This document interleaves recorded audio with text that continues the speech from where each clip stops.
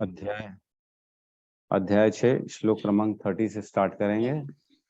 मंगलाचरण कोई करेगा? चलिए मैं कर देता हूँ। ओम अज्ञानतिमिरन्दस्य ज्ञानाञ्जनशलाकया चक्षुरुन्मीलितं येन तस्मै श्री गुरुवे नमः। नमो विष्णुपादाय कृष्णपृष्ठाय भूतले श्रीमते भक्तिवेदांत स्वामीति नामिने। नमस्ते सरस्वती देवे गौरवाणी प्रचारिणे निर्विशेष शून्यवादी पाश्चात्य देशतारिणे। जय श्री कृष्ण चैतन्य प्रभु नित्यानंद श्री अद्वैत गदाधर श्रीवासादि गौर भक्तवृंद। हरे कृष्ण कृष्ण कृष्ण हरे हरे, हरे राम राम राम हरे हरे। हरे कृष्णा। तो सबका स्वागत है मॉर्निंग भगवत गीता की क्लास में। हम लोग हैं अभी अध्याय 6 श्लोक नंबर 30 में। कल हमने पढ़ा 27, 28, 29, जिसमें ब्रह्मभूत, ब्रह्म संस्पर्श और उसके बाद स्वरूप सिद्ध योगी, ये 3 चीजों का वर्णन हुआ था। ठीक है, तो किसी ने पढ़ा ब्रह्मभूत ब्रह्म संस्पर्श क्या है?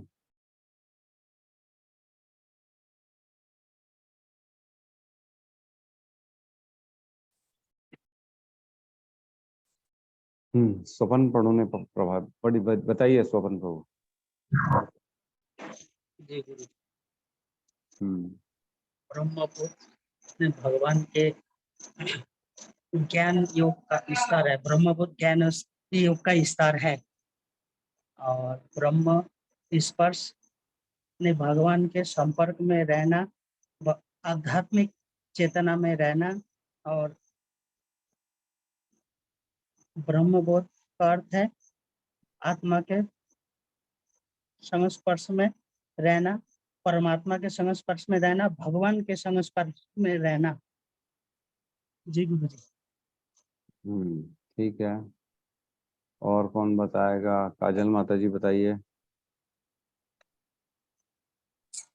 हरे कृष्ण प्रभु जी, दंडवत प्रणाम। जी माता जी दंडवत प्रणाम, बताइए। ब्रह्मभूत वह अवस्था है जिसमें मनुष्य भौतिक कलमश से मुक्त होकर मतलब भौतिक कलमश यानी जो हम पाप कर्म, हमारे जो पुराने कर्म फल हैं, उससे हम निवृत्त हो जाते हैं और भगवान की दिव्य सेवा में हम स्थित हो जाते हैं। जैसे क्या बोलते हैं, एक वो श्लोक मतलब हाँ, मद भक्तिम लभते पराम, अर्थात जब तक हम मनुष्य मन को भगवान के चरण कमलों में नहीं लगाते, तब तक वह ब्रह्म रूप में स्थित नहीं होता। और एक होता है सवे मनः कृष्ण पदार विंदयो, अर्थात जब तक हम कृष्ण भावना अमृत में नहीं होते, मनुष्य कलमश से दूर, भौतिक मतलब भौतिक कलमश से दूर नहीं होता। और एक होता है ब्रह्म संस्पर्श, ब्रह्म संस्पर्शम, हाँ, उसमें भगवान के संबंध में अपनी हम जो हमारी स्वाभाविक स्थिति है उसको हम देखते हैं। जैसे कि जीवात्मा भगवान का अंश है, ये हमको पता होना चाहिए। और भगवान को उसी स्थिति, मतलब भगवान के लिए हम अपने जीवात्मा को भगवान का अंश मानकर हमें काम करना चाहिए भगवान के लिए। और एक होता है ब्रह्मबोध। ब्रह्मबोध होता है जब मनुष्य यह देखता है कि विभिन्न जीवों के शरीर उस जीव मतलब विभिन्न इच्छाओं के कारण उत्पन्न हुई है। मतलब हम समझ नहीं पाते कि हमारी जो पाप, मतलब हमारे जो कर्म फल हैं, वो हमारे ही कारण उत्पन्न हुए हैं तब, और वे आत्मा से किसी तरह संबंध नहीं है। तो वह वास्तव में देखता है कि देहात्म बुद्धि के कारण हमारे जो कर्म फल है वो हमको मिल रहे हैं। तो और हम मतलब जैसे जो बिल्ली हो गए, कुत्ते हो गए, मनुष्य हो गए, उससे उससे हम मतलब वो सारी आत्माएं एक होती है जो हमारे कर्म फल के अनुसार अलग अलग जन्म, मतलब अलग अलग योनियों में जन्म मिली होती है। अर्थात हमें समझना होगा कि सभी जीवात्मा एक है, किंतु हमारे वो कर्म फल के अनुसार हमको वो योनियां मिली होती है, प्राप्त होती है। हरे कृष्ण। ठीक है, हरे कृष्णा। और कोई? गौतम प्रभु। जी प्रभु जी, हरे कृष्ण जी प्रभु जी, प्रभु, धन्यवाद प्रणाम। दंडवत प्रणाम। जी प्रभु जी। नहीं किए क्या? नहीं नहीं प्रभु जी, बता फर्स्ट ब्रह्मभूत अवस्था। तो कि आपने क्या बोलते हैं यहाँ पे श्लोका नंबर 28 में जैसे लिखा हुआ है डेफिनेशन के साथ अपनी पहचान द्वारा मुक्ति। जैसे प्रभु जी आपने बताया था कि परमात्मा का मतलब साक्षात्कार 3 तरीके से हो सकता है। जैसे कि एक ब्रह्म का साक्षात्कार, जिसमें हम मतलब वो सिर्फ भगवान के रूप को नहीं समझते हैं, वो सिर्फ तेज को समझते हैं। और जैसे कि ब्रह्मभूत अवस्था जो है वो क्या होता है कि वो परमात्मा परमात्मा मतलब परमात्मा के साथ अपनी पहचान करता है कि मतलब वो परमात्मा का अंश है, तो वो भगवान का ही दास है। तो उस अवस्था को ब्रह्मभूत अवस्था कहते हैं प्रभु जी। ब्रह्मभूत अवस्था मतलब अपने आप को आत्मा जानना और अपने शरीर आप को अलग। आत्मा जानना। जी। और ब्रह्म स्पर्श का प्रभु जी मतलब है कि परमेश्वर के साथ मतलब संपर्क में होना। हम परमात्मा के मतलब हमेशा मतलब उनके संपर्क में रहते हैं। जैसे कि आपने बताया कि फील मतलब स्पर्श, तो उनके हम हमेशा टच में रहते हैं परमात्मा के। हम्म। और ब्रह्मबोध का मतलब होता है तो प्रभु जी की हमको ज्ञान आना कि जो परमेश्वर है वो सभी जीवों में विद्यमान रहते हैं, और वो अपने कर्मों के कारण वो अलग अलग योनियों में जाता है। तो ये जो ज्ञान होता है, जो ज्ञान प्राप्त होता है, उसे ब्रह्म बोध बोलते हैं प्रभु जी। ठीक है, बिल्कुल सही है। ब्रह्म बोध सिर्फ ये ज्ञान कहलाता है। बोध, बोध मतलब एक ज्ञान। तो ब्रह्म बोध में ज्ञान मिलता है कि सारे जीव जो है ना वो भगवान के अंश हैं, और उनमें और जो है ना किसी में भी फर्क नहीं है। तो शरीर का सिर्फ भेद है, किसी को कोई शरीर मिला हुआ है, किसी को कोई शरीर मिला हुआ है ना, वो उनके बराबर है, कर्मों के कारण मिला हुआ है। और फिलहाल इस शरीर में, आगे पता नहीं कौन सा शरीर मिल जाएगा, तो शरीर चेंज होता जाएगा, लेकिन आत्मा और परमात्मा सेम रहेगा। जो ये देखता है वो ब्रह्म बोध कहलाता है। और ब्रह्मभूत जो है ना, ब्रह्मभूत एक्चुअल में ये है कि 8 गुण बताए गए हैं ब्रह्मभूत के, है ना। जो है चाहे तो आप नोट कर सकते हैं, ब्रह्मभूत के 8 गुण कहलाते हैं। जो जो ये जानता है, जो ये मानता है कि अजन्मा होता है, आत्मा अजन्मा है। वृद्धि रहित है, वृद्ध नहीं होती आत्मा। जरा रहित है आत्मा। और भूख प्यास रहित है आत्मा। विशोक, शोक नहीं होता आत्मा को। और कृष्ण संतुष्ट कर्म जो है ना वो करता है। और सत्य का संकल्प रहता है ना। और 8वां पाप रहित है। ये जिसको जिसको मालूम है, जिसको ज्ञान है, जो समझता है, वो ब्रह्मभूत कहलाता है। ठीक है। और ब्रह्म संस्पर्श जो होता है ना, जो स्वयं भगवान की शरणागति स्वीकार करता है, जो जानता है कि भगवान है और सब चीजों को कंट्रोल कर रहे हैं, और वो अपने आप को इन सब चीजों से, जो है भौतिक चीजों से दूर रख के, ये दोनों ब्रह्मबोध और ब्रह्मभूत में स्थित रह के परमात्मा का शरणागति स्वीकार करता है। ठीक है। और उनकी प्रेमा भक्ति में लगता है, उसको कहते हैं ब्रह्म संस्पर्श।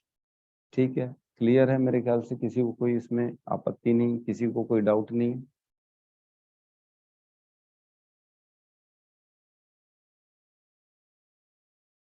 सत्यम प्रभु जी का डाउट आया, बताइए सत्यम प्रभु। हरे कृष्ण प्रभु, धन्यवाद प्रणाम। दंडवत प्रणाम प्रभु जी, बताइए। मैंने मैंने भी कुछ तैयार किया था प्रभु जी, बोल सकते हैं क्या? अरे बिल्कुल, हम तो पूछ ही रहे हैं सबसे। आप पीछे पीछे लेट से आ रहे हो, आपको टाइम से आना चाहिए, बताइए। जी जी। ब्रह्मबोध के बारे में मैंने ये लिखा था कि जब विवेकवान व्यक्ति विभिन्न शरीरों के कारण विभिन्न स्वरूपों हम्म। को देखना बंद कर देता है, और यह देखता हम्म। है कि किस प्रकार जीव सर्वत्र फैले हुए हैं, तो हम्म। अ, तो वह ब्रह्मबोध को प्राप्त होता है। इसका अर्थ यह हम्म। नहीं कि मेरा भाई ब्रह्म है और मैं ब्रह्म हूँ और अन्य सभी ब्रह्म नहीं है। यह ब्रह्मबोध नहीं है। ब्रह्म प्राप्ति का अर्थ है कि सभी जीवित प्राणियों के आध्यात्मिक अस्तित्व का आत्मनिरीक्षण करना। तो ये मैंने प्रभुपाद वाणी से कुछ मतलब उठाया था। ठीक है। और फिर है कि ब्रह्मभूत, तो उसका है आत्म साक्षात्कार, इसका मतलब। तो 18.54 में निर्विशेषवादियों के लिए बताया गया है कि ब्रह्म से तादाकार होना परम लक्ष्य होता है। सकारवादी के लिए बताया गया शुद्ध भक्त जो भगवत भक्ति में रत है वह पहले ही मुक्ति की अवस्था जिसे ब्रह्मभूत या ब्रह्म से तदात्मय कहते हैं प्राप्त कर चुके हैं, नहीं प्राप्त कर चुका होता है। परमेश्वर तथा पर ब्रह्म से तादात्म्य हुए बिना कोई उनकी सेवा नहीं कर सकता। फिर आता है उसमें ही देहात्म बुद्धि। जब कोई इंद्रिय तृप्ति के लिए कर्म करता है तो दुख का भागी होता है, लेकिन परम जगत में शुद्ध भक्ति में रत रहने पर कोई दुख नहीं रहता। कृष्ण भावनामृत भक्त को न तो किसी प्रकार का शोक होता है न आकांक्षा होती है। और लास्ट में ब्रह्म संपर्क, परमात्मा के संपर्क में रहना, इसका मतलब होता है जैसे कि मैं परमात्मा का अंश हूँ, ऐसा सभी जीव को समझना चाहिए। जो प्रयोजन में दृढ़ रहता है, जो प्रयोजन में दृढ़ रहता है और उनका लक्ष्य भी एक होता है, इसी को ब्रह्म संपर्क कहते हैं। इतना ही कर पाए थे। ब्रह्म संस्पर्श में जो है ना वो और ब्रह्म भूत में थोड़ा सा और गहराई में जाना चाहिए। ब्रह्म भूत अवस्था ठीक है, first stage of self realization है, आत्मक साक्षात्कार का पहला स्टेज कहलाता है ब्रह्म भूत अवस्था। लेकिन एग्जैक्टली क्या होता है उस स्टेज में, तो मैंने बताया जो ये 8 गुणों को अपने समझ लेता है और जो मान लेता है, अपने जीवन में उतार लेता है, तो मतलब फिर वो ब्रह्मभूत की अवस्था में प्राप्त कर चुका है। ठीक है, ब्रह्मभूत जनरली जो होता है ना वो निराकारवादी वालियों के लिए होता है, और ब्रह्मभूत अवस्था हमारे लिए नहीं होती, क्योंकि हम नहीं मानते ब्रह्मभूत को। हम तो स्वयं श्री कृष्ण को मानते हैं, और स्वयं श्री कृष्ण स्वरूप सिद्ध है, स्वरूप है उनका एक, और उनकी पर्सनालिटी है। हम ये नहीं मानते कि वो चारों तरफ, हम मानते हैं कि वो फैले हुए चारों तरफ हर जगह हैं, लेकिन उसके बाद भी उनका एक स्वरूप है।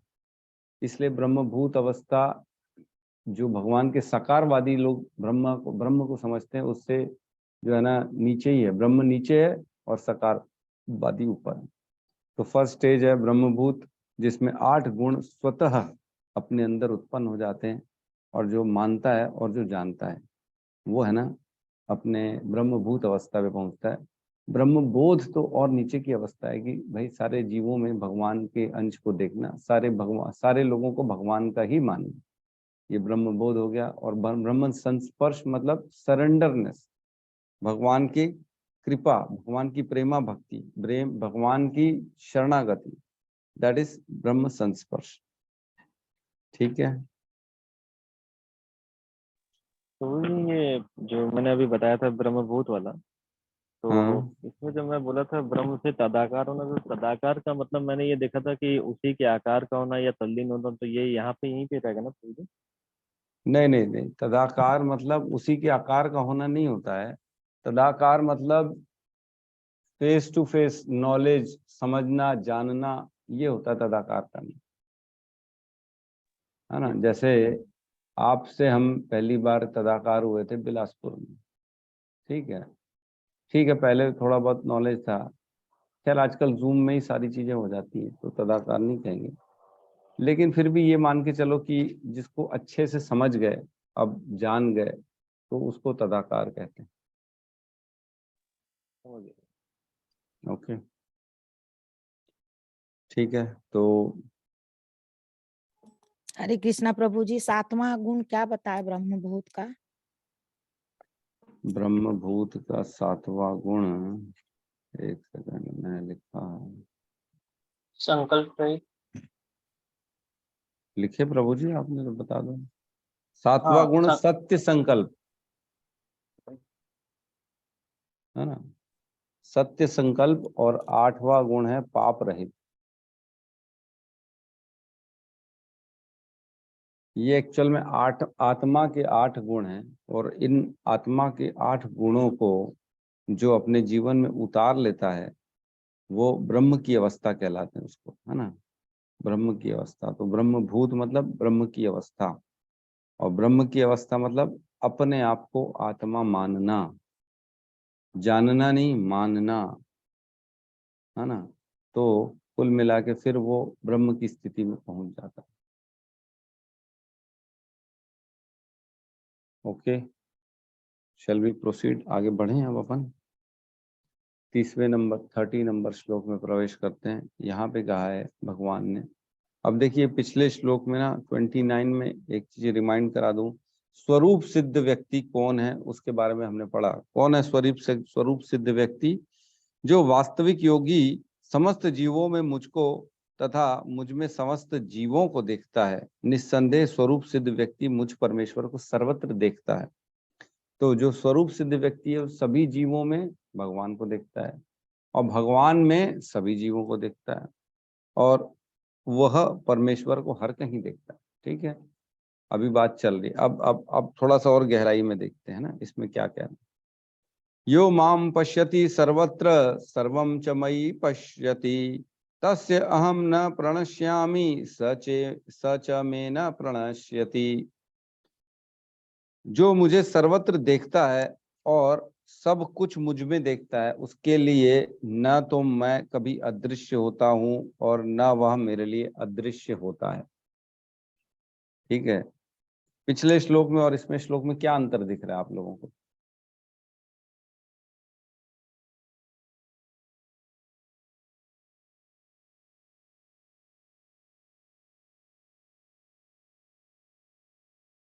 आज हमारे रोहित प्रभु साक्षात्कार नहीं हुआ रोहित प्रभु का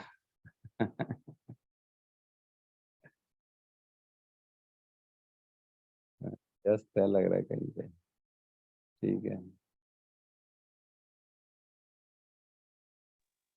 कौन प्रेम बताना का चाहेगा प्रभु जैसे मैं पढ़ा हूँ तो इसमें मतलब प्रेम का डिफरेंस बता रहा है, क्योंकि वो हर जगह भगवान परमेश्वर को देखता है और यहाँ पे बोला गया है कि वो भगवान उनको सर्वत्र देखता है और मुझ में भी देखता है और ना तो मैं कभी अदृश्य होता हूँ और ना वो मेरे लिए अदृश्य होता है। प्रेम तो स्वरूप सिद्ध व्यक्ति में भी है। स्वरूप सिद्ध व्यक्ति में भी प्रेम तो है।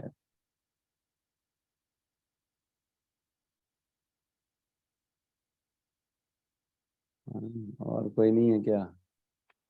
पढ़ लिख नहीं रहे हैं क्या लोग? क्या कर रहे हो? भगवत गीता खुली हुई नहीं है क्या सामने आपके?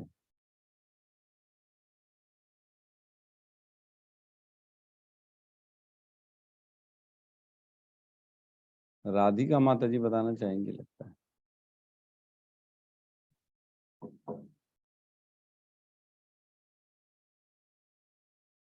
राधिका माता जी आप हो कि नहीं हो?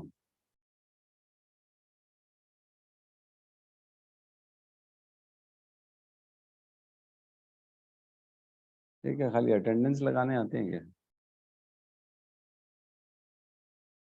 ठीक है, चलिए, मेरे ख्याल से कोई पढ़ नहीं रहा है, कोई समझ नहीं रहा है।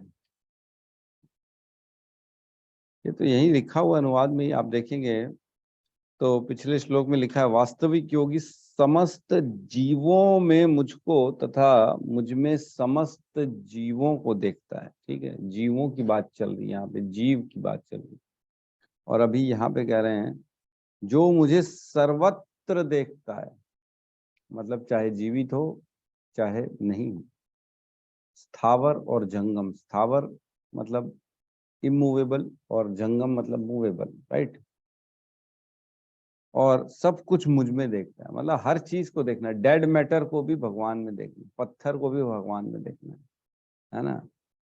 जो हर चीज को देखता है, आकाश में, बादल में, है ना, घर के अंदर, कुर्सी टेबल में, दीवार में, खम्भ में, स्तंभ में, हर कहीं, है ना। ऐसा नहीं कि खाली जीवों को, कुत्ते बिल्ली में तो ठीक है देख ही रहा है वो, लेकिन इनमें भी देख रहा है।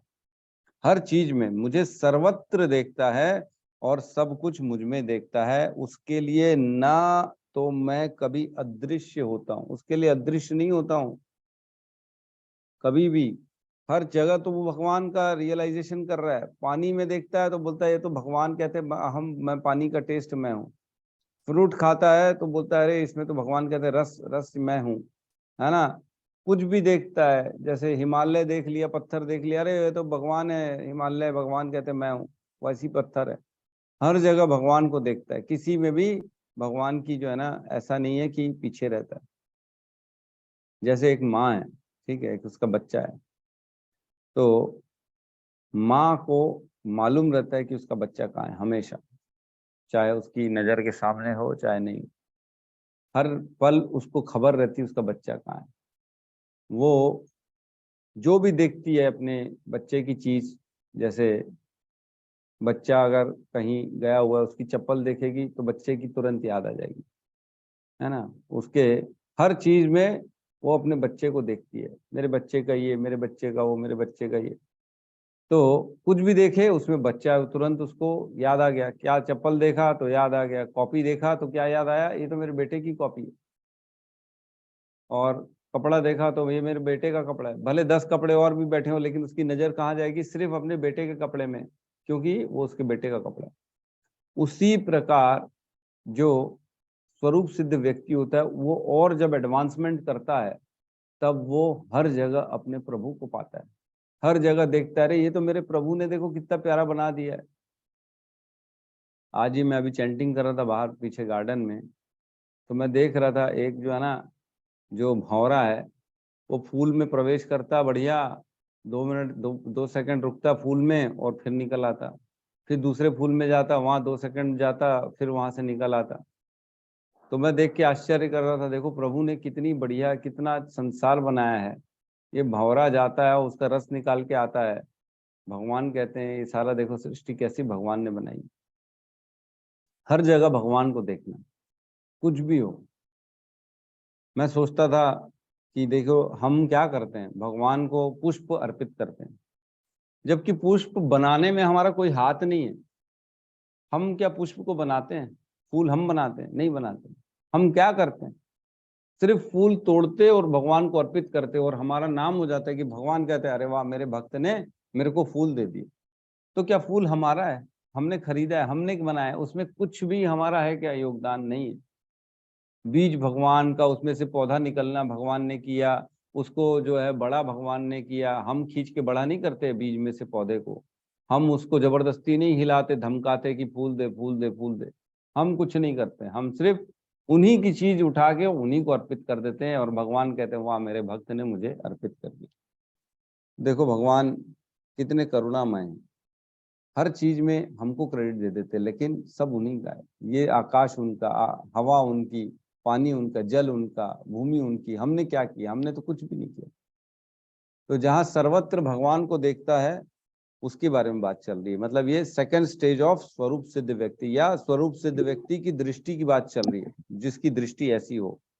तो उसके लिए ना तो मैं कभी अदृश्य होता हूँ, भगवान उसके लिए कभी भी इनविजिबल नहीं होते हैं, हमेशा उसके सामने रहते हैं, और वह मेरे लिए अदृश्य नहीं होते। भगवान की भी प्रॉपर नजर उसके ऊपर रहती है हमेशा, अपने ऐसे भक्त पे जो वो बोलता है वो भगवान कर देते। जैसे हमने देखा प्रहलाद महाराज ने बोला हाँ इस खंबे में है भगवान, तो साक्षात्कार भगवान स्वयं प्रवेश करके उस खंबे के अंदर। हमने देखा कि भगवान अपने भक्त की बात मानते हुए स्वयं प्रवेश करके उस खंबे के अंदर। सिर्फ ऐसा नहीं था पहले से बैठे हुए थे, जब बोला प्रहलाद महाराज ने कि हाँ है इस खंबे के अंदर, तब प्रवेश किया भगवान ने अपने भक्त की बात को मानते हुए। ठीक है, इसके तात्पर्य में प्रवेश करते हैं। समझ में आ रहा है ना? तो दो चीज होती है इसमें, हर वस्तु को भगवान में देखता है, ठीक है, और हर वस्तु में भगवान को देखता है ना? समझ में आ रहा है? हर वस्तु को भगवान में देखता है और हर वस्तु में भगवान को देखता है। मतलब देखो, एक बार यशोदा मैया जो है ना, जब लाला को दूध पिला रही थी, तब उनके मुख में सारा ब्रह्मांड दिखाया था भगवान ने, सारा ब्रह्मांड मुख के अंदर। वो तो खैर लीला थी, और यशोदा मैया वात्सल्य प्रेम के कारण वो सब बोले पता नहीं मैं क्या देख रही हूँ, ये क्या सब चल रहा है, पता नहीं क्या है, उन्होंने छोड़ दिया, उसको इग्नोर कर दिया। लेकिन ब्रह्मांड के अंदर, चलो खैर इसमें तो नहीं समझ में आया, एक लीला आती है जिसमें एक ऋषि है, मार्कंडेय ऋषि, है ना। मार्कंडेय ऋषि को वरदान मिला था कि वो 7 कल्प तक नहीं मरेंगे, है ना। 7 कल्प तक, 7 जो है ना कल्प तक वो जीवित थे। तो जब प्रलय होती थी ना, प्रलय हो रही थी तब वो ना वृंदावन में थे, नहीं वृंदावन में थे, पता नहीं कहाँ थे। तो वो प्रलय के समय देखा उन्होंने एक वृक्ष के नीचे एक छोटा सा बालक जो है ना वो अपना पैर का अंगूठा चूस रहा है। वहीं खड़े खड़े वो देख रहे थे और पूरा जो है ना ब्रह्मांड, पूरा पृथ्वी जो है ना वो जल के नीचे डूब रही थी उस समय, है ना। और वो देख रहे थे उसके अंदर कि मैं खड़ा हूँ उसमें वहीं पे पेड़ के सामने, और मेरे सामने जो है ना एक ये लाला है, लाला मतलब श्री कृष्ण है, और वो अपने पैर के अंगूठे अपने मुख के अंदर डाल रहा है। वो देख रहे थे सामने, और वो जब देखते हैं तो वो और गहराई से देखते हैं तो देखते हैं कि वो लाला जो है ना उसी के अंदर पूरा ब्रह्मांड है, और उस ब्रह्मांड के अंदर पृथ्वी है, और उस पृथ्वी के अंदर एक वृक्ष है, उसके नीचे लाला बैठा है, और उसके सामने कौन खड़ा है, एक मार्कंडे ऋषि खड़ा हुआ है, और वो उनको देख रहा है। फिर देखते और गहराई से तो उस लाला जो अंदर लाला देखे, उस लाला के भी अंदर ब्रह्मांड दिखता है, और उस ब्रह्मांड में भी एक पृथ्वी दिखती है, और उस पृथ्वी में भी एक जो है ना वट के नीचे लाला बैठा है जो अंगूठा चूस रहा है, और उसके सामने एक मार्कंडे ऋषि खड़े। तो ऐसे देखते देखते देखते देखते इतनी गहराई में चले जाते, पता नहीं अनंत कोटि ब्रह्मांड उनको दर्शन देते हैं वो, और सब में वो पाते हैं कि लाला सब में है और उस लाला के अंदर ब्रह्मांड है। तो ये स्थिति है भगवान की। भगवान अकल्पनीय है, जिसको हम कल्पना नहीं कर सकते। ठीक है, तो हर वस्तु को भगवान में देखना और हर वस्तु में भगवान को देखना, तो दो तरह की यहाँ पे दृष्टियां बताई गई हैं। ठीक है, समझ में आ रहा है कि नहीं आ रहा है लोगों को? तो हमको कुल मिला के ये समझना है, हर चीज को भगवान से जोड़ के देखना है। किसी भी चीज की, किसी भी वस्तु को, कलर देख लिए, अरे वाह ये तो नीला कलर है भगवान का, अरे पीला कलर ये तो भगवान के वस्त्र पहनते हैं, अरे भगवान के जो है ना चार शंख पुष्प गदा जो देख लिए, अस्त्र शस्त्र देख लिए, अरे बोले भगवान लड़ाई किए होंगे, इससे मारे होंगे, है ना, जरासंध से लड़ाई किए होंगे तो ऐसा किए होंगे। हर चीज को भगवान के साथ जोड़ के देखना। हरे कृष्णा प्रभु जी। जी मतलब माता जी, हरे इन शॉर्ट इसका मॉरल ये आता है, ये कंक्लूजन ये आता है कि ब्रह्मांड और प्रभु अपने, ये दोनों एक दूसरे से अद्वैत हैं, एक दूसरे में समाये हुए हैं। ब्रह्मांड में पूरा भगवान है और भगवान जी में पूरे ब्रह्मांड है। और भगवान जी तो ये भी बोलते हैं ना कि मैंने हर मनुष्य को भी वैसे ही बनाया है, उसके अंदर पूरे ब्रह्मांड मैंने दे दिया है, उसको जागरूक करना है नाम जपा से।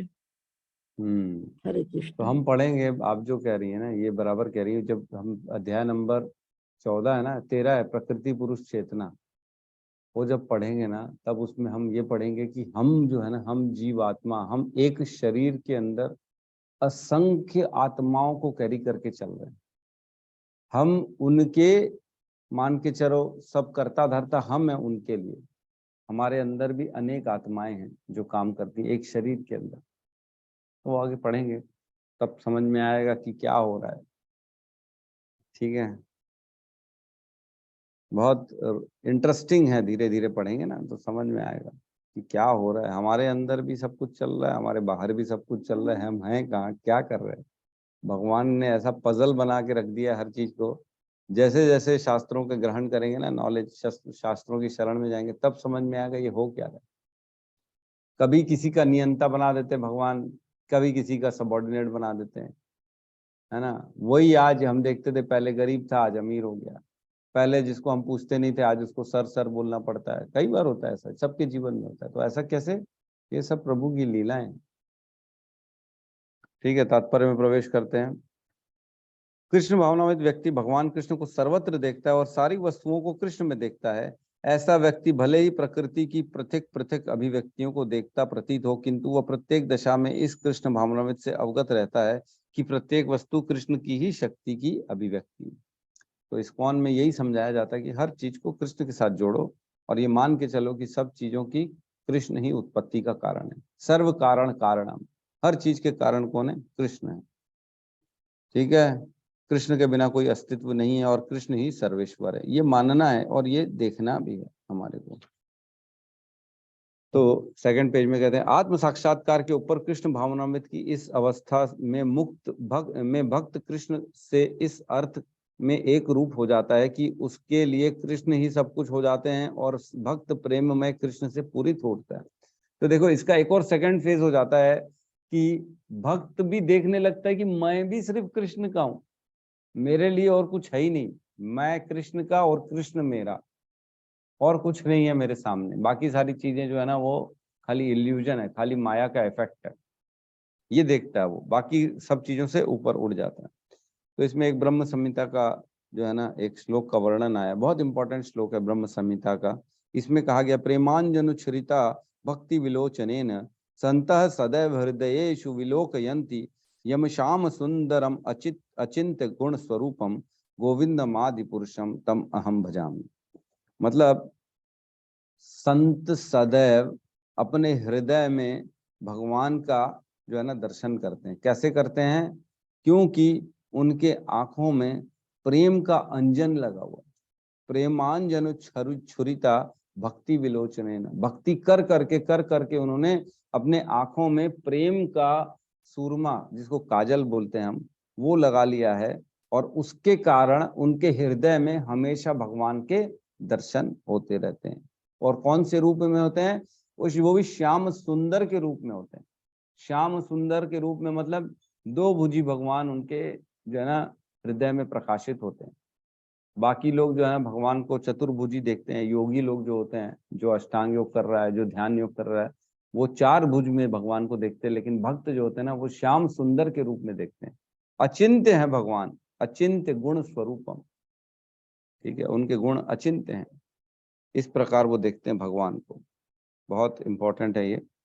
मैं आदि भगवान गोविंद की पूजा करता हूँ। भगवान आदि है ना, उनसे पहले कुछ भी नहीं था, सब वही हैं, जिनका दर्शन भक्तगण प्रेम रूपी अंजन लगे नेत्रों से करते हैं। इस भक्त के हृदय में स्थित श्याम सुंदर के रूप में देखते हैं। आखिरी में कहते हैं इस अवस्था में ना तो भगवान कृष्ण अपने भक्त की दृष्टि से ओझल होते हैं और ना ही भक्त ही उनकी दृष्टि से ओझल हो पाते। तो सारे भक्त जो होते हैं वो भगवान को हर कहीं दर्शन करते हैं, हर कहीं भगवान का ही दर्शन करते हैं। जैसे प्रसाद खाने बैठेंगे तो भगवान का अंश माने प्रसाद, उसका फुल फॉर्म क्या है? प्र से प्रभु, स से प्रभु का जो है ना साक्षात्कार और दर्शन, प्रभु का दर्शन, साक्षात्कार और दर्शन, प्रसाद। भगवान स्वयं प्रसाद में आ जाते हैं। जो ये दर्शन करता है, जो हर कहीं भगवान को दर्शन करता है, मान के चलो वो इस कैटेगरी में फॉल करता है। ठीक है, तो ऐसे जो होते हैं ना भक्त, वो अपने आप को कभी भी विचलित नहीं मानते, वो हर परिस्थिति में मानते हैं कि भगवान है मेरे साथ। परेशानी हो, चाहे तकलीफ हो, चाहे कैसी भी स्थिति क्यों ना हो। तो देखते हैं हम, एक जो छोटा सा बच्चा है, कई बार आपने भी महसूस किया होगा, टू व्हीलर में माता पिता जो है ना चलते हैं और गोदी में बैठा रहता है बच्चा, तो क्या उसको डर लगता है कि बच्चे को? माँ की गोद में रहता है तो डर लगता है क्या? नहीं लगता डर। उसको मालूम है कि मेरी माँ यहाँ बैठी है और मेरे को संभाल लेगी हर चीज से। कहीं पे भी जाएगा ना बच्चा, अगर पिताजी के साथ हो, पिता का हाथ हो ना उसके हाथ में, तो डर नहीं लगता उसको। चाहे कितनी ट्रैफिक हो, चाहे क्यों ना जंगल हो, चाहे क्यों ना गार्डन हो, चाहे क्यों ना कोई जानवर आसपास हो, डर नहीं लगता, क्योंकि उसको मालूम है मेरे पिता मेरे साथ। उसी प्रकार जो भक्त है ना, जो भगवान को सर्वत्र देखता है, उसको मालूम है कि भगवान मेरी रक्षा करें, अवश्य रक्षितो कृष्णा, है ना। ये हमको विश्वास होना चाहिए। शिक्षाष्टकम में भी एक श्लोक आता है जिसमें कहते हैं भगवान जो है ना चैतन्य महाप्रभु, ये चीज का विश्वास रखना चाहिए कि हमेशा भगवान हमारी जो है ना रक्षा करेंगे।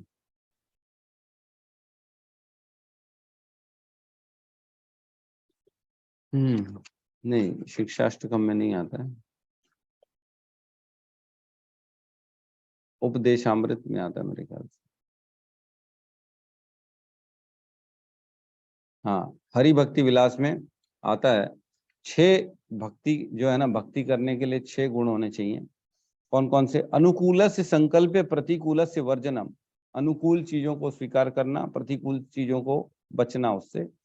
और रक्षयति विश्वासो, मतलब कृष्ण रक्षा करेंगे, इस चीज का विश्वास होना चाहिए हर चीज से। ऐसा नहीं कि खाली बोलने के लिए, ये विश्वास होना चाहिए। जो आई है परिस्थिति प्रतिकूल, वो भगवान देखेंगे, हमारे को देखने की जरूरत नहीं। इसलिए हरे कृष्णा कृष्णा कृष्णा हरे हरे, हरे राम राम राम हरे हरे, बस यही बोलते चलो और आगे बढ़ते चलो।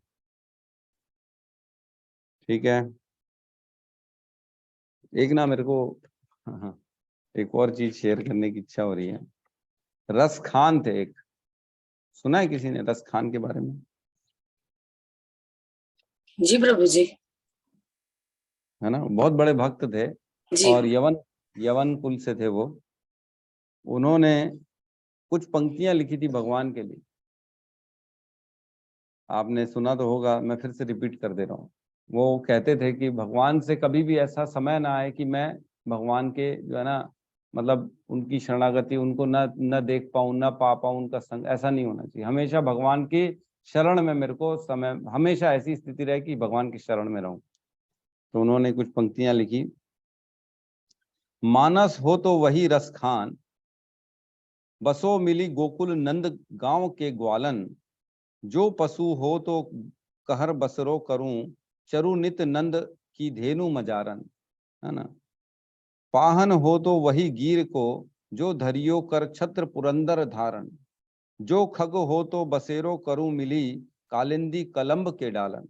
मतलब हे भगवान, अगर जन्म मिले तो गोकुल के ग्वाल बाल बना देना, और अगर पशु का जन्म मिले तो वृंदावन की गाय बना देना, और अगर पशु भी ना मिले, पत्थर बनाना हो तो गोवर्धन का पत्थर बना देना, है ना। और अगर पक्षी बनाना हो, ये भी नहीं बनाना हो, पक्षी बनाना हो तो यमुना की पक्षी, वहीं का जो है ना, वृंदावन यमुना में जो पक्षी घूम रहे हैं उन्हीं में से एक बना देना, लेकिन मेरे को अपने से दूर मत करना। तो ये परिस्थिति थी रसखान की, जो यवन कुल के थे। बहुत बड़े बड़े, ऐसा नहीं, मुसलमान भी बहुत बड़े बड़े भक्त बने। हमारे हरिदास ठाकुर कितने बड़े भक्त बन गए, नामाचार्य का दर्जा मिल गया उनको।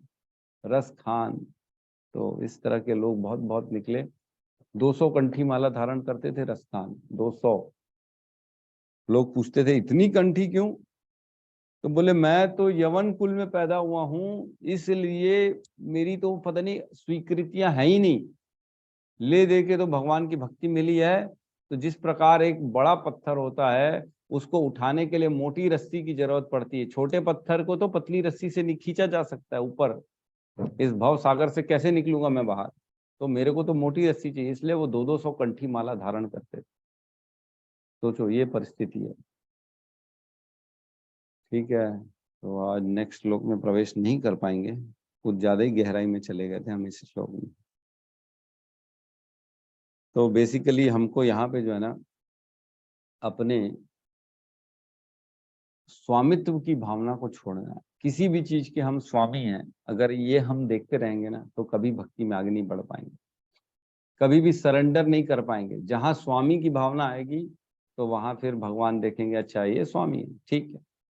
हम भोक्ता, नियंता, कंट्रोलरशिप अगर अपने आप को मानेंगे कि मैं भी तो थोड़ा बहुत कंट्रोलर हूँ, अपने घर का तो हूँ, अपने शरीर का तो हूँ, अपने आसपास की चीजों का तो हूँ कंट्रोल करने वाला, जब ये भावना रहती है तो भगवान दूर हो जाते हैं। बोले ठीक है, चलने दो इसको, ऐसे ही खुश रहने दो, बच्चा है हमारा, जो अभी दिया हुआ खिलौने उसके साथ खेल रहा है और उसको खुश हो रहा है, तो होने दो। लेकिन जहां सरेंडर की भावना आती है, नहीं नहीं प्रभु मेरा कुछ भी नहीं है, सब कुछ आपका, ये शरीर भी आपका है, इवन इसमें रोम रोम, इसमें जो रक्त बह रहा है वो भी आपका है, मेरा कुछ नहीं, जब ये भावना आती है ना, तब भगवान फिर उसको अपने शरणागति में लेते हैं, फिर भगवान उसकी रक्षा करते हैं। अवश्य रक्षिबो कृष्णा। ठीक है, किसी का कोई डाउट है, कुछ रियलाइजेशन है तो? प्रभु जी मेरा एक कमेंट है। जी जी कहिए अरे माता जी। प्रभु जी 200 कंठी की माला कैसे इतना वजन पहनते? हम कैसे पहनते थे। पहन? अच्छा, उद्देश्य क्या? अब उनका उद्देश्य यही था कि मैं बहुत पतित हूँ, मेरा जो है ना, एक कंठी से मेरा उद्धार नहीं हो पाएगा।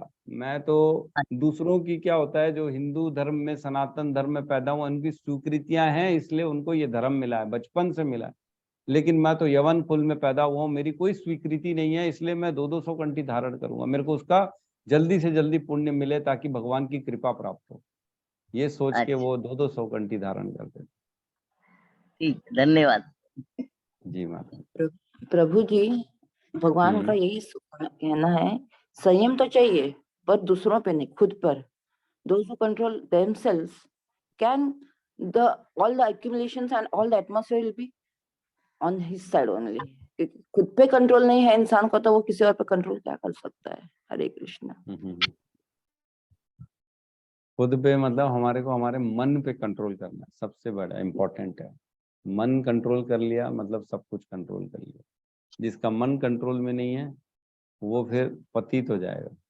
हमने देखा ना, पढ़ा हमने अध्याय, मेरे ख्याल से दूसरे में ही तो कहते हैं ना भगवान कि काम कहाँ रहते हैं, मन और इंद्रियों में रहते हैं ना।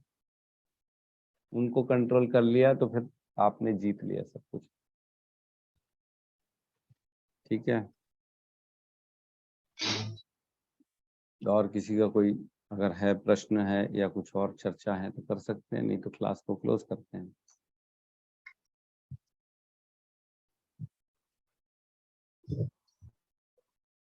ठीक है, तो क्लास को क्लोज करते हैं। और मेरी रिक्वेस्ट है कि आप लोग आते हैं तो कम से कम जवाब देना जरूरी है, जवाब देना चाहिए। अदरवाइज ऐसा लगता है कि मैं किसको सुना रहा हूँ, डेड मैटर को सुना रहा हूँ कोई जवाब नहीं देता। तो आपको कम से कम, आप ऑन मत करिए वीडियो तो ठीक है, वैसे करें तो बहुत अच्छा है, नहीं करें तो कम से कम एटलीस्ट ऑडियो ऑन करके तो बात कर सकते, बता सकते, जवाब दे सकते हैं, है ना। तो कोशिश करिए कि यहाँ पे रहिए, ना कि अपने काम में, अपने घर में, अपने परिवार में। सिर्फ ऑन करके अटेंडेंस नहीं बढ़ाना, हमारा कोई उद्देश्य नहीं है। हमारे पास जो है ना लोग बढ़े 30, 40, 50 हो, 60 हो, 70 हो, कोई ज़रूरत नहीं। 2-5 ही आए, लेकिन वो आए जो सिंसियर हो, जो ये ज्ञान को ग्रहण करने की जिनके अंदर इच्छा हो। ऐसा नहीं है कि खाली जो है ना सुन लिया और निकल गया बाहर, तो उससे क्या मिलेगा, उससे कुछ नहीं होगा, आएगा जाएगा। ऐसा भीड़ होती है, भीड़ जैसे होती है ना, भीड़ का कोई अपनी आइडेंटिटी नहीं होती है। आइडेंटिटी तो तब बनती है जब भीड़ से हम अलग होके अपना रास्ता बनाते हैं, तब अपना नाम होता है, तब अपना आदमी देखता है, प्रभु भी देखता है, अरे ये कौन है जो पूरा भौतिक संसार को छोड़ के अलग आ गया, ये मेरी भक्ति में कौन है, ये भगवान भी देखते हैं। तो हमको अलग निकालना है, अपना पढ़ना है, सुनना है, समझना है, प्रश्न करना है, जवाब देना है, तब तो हम गीता के ज्ञान को समझ पाएंगे, अदरवाइज नहीं समझ। ठीक है, तो यहाँ पे सब मिलके हरे कृष्ण महामंत्र का जाप करते हैं। हरे कृष्णा कृष्णा कृष्णा कृष्ण हरे हरे, हरे राम राम हरे हरे। हरे। सभी भक्त सभी वृंद भक्त की वृंद जय।